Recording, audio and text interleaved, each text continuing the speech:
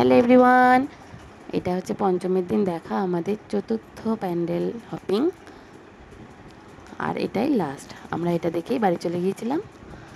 আমার সোনাইয়ের শরীরটা অতটা ভালো ছিল না, তো তাই। এটা হচ্ছে সন্তোষপুর লেকপল্লীর ঠাকুর।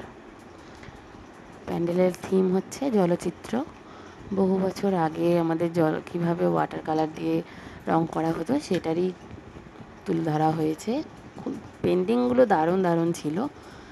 আমি যতটা পেরেছি দেখানোর চেষ্টা করেছি, বাট সবগুলো দেখা যাচ্ছে না, আলোতে ফ্ল্যাশ হয়ে গেছে অনেক পেন্টিংগুলো। চোখ দিয়ে দেখা যাচ্ছিলো, বাট ফোনে আসেনি।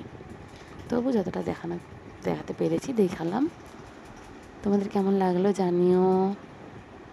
আর ঠাকুরটা দেখো, খুব সুন্দর।